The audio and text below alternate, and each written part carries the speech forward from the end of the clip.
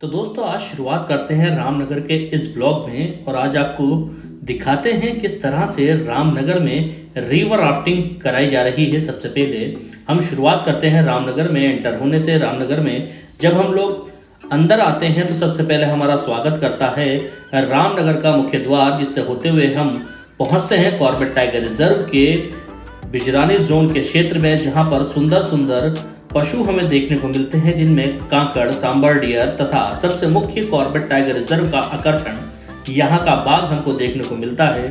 बाघ के बच्चे, बाघ और उनके द्वारा किए जा रहे शिकार की तस्वीरें हमको देखने को मिलती हैं, जिसे देख करके यहाँ आने वाले तमाम पर्यटक मंत्रमुग्ध हो जाते हैं।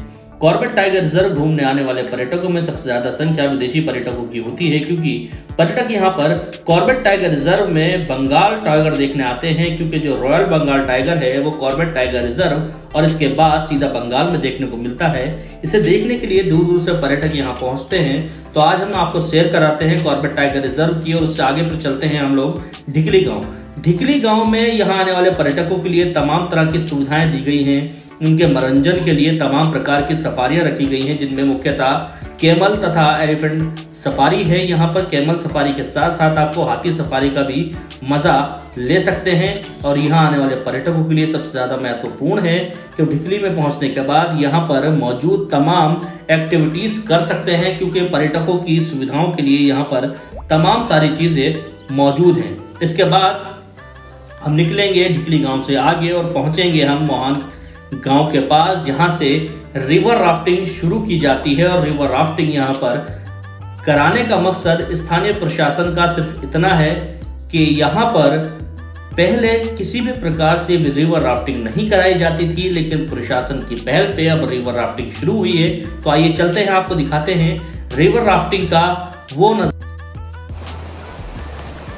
तो दोस्तों रामनगर ब्लॉक के इस एक और सेक्शन में आज आपको सफ़र कराते हैं रिवर राफ्टिंग का। प्रदेश सरकार ने रामनगर में आने वाले पर्यटकों के लिए एक नई शुरुआत की है, रिवर राफ्टिंग। यहाँ पर कोसी नदी के अंदर रिवर राफ्टिंग शुरू की गई है, जिससे यहाँ आने वाले पर्यटक एडवेंचर टूरिज्म का भी लुत्फ उठा सकें।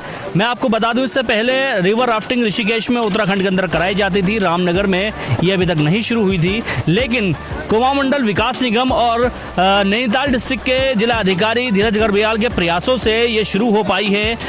तमाम पर्यटक यहाँ आकर के इसका मजा लूट रहे हैं। तो हमने सोचा पर्यटकों को इसकी एक शेयर कराते हैं। तो आइए चलते हैं रिवर राफ्टिंग के मजे लेने। तो देखिए किस तरह से पूरी एक राफ्ट है, इसके अंदर पूरी सुरक्षा के इंतज़ाम रखे गए हैं। हमें भी पूरी तरह से सुरक्षा से लेस किया गया है। लाइफ जैकेट है, हेलमेट है, और यहाँ आने वाले पर्यटकों को इन नियमों का पालन करना पड़ता है और इसी तरह से तैयार होकर जाना पड़ता है। तो आइए चलते हैं रिवर राफ्टिंग का मज़ा लूटने।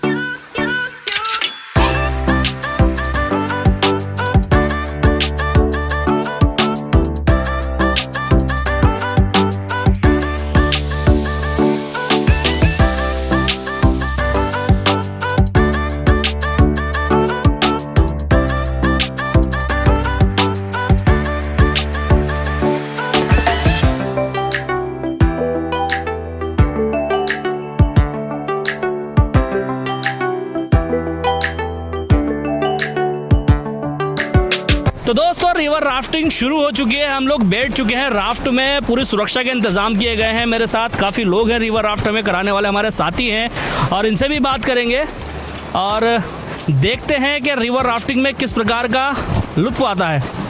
तो भाई साहब, यहाँ आने वाले टूरिस्टों के लिए कैसा एंजॉयमेंट रहता है?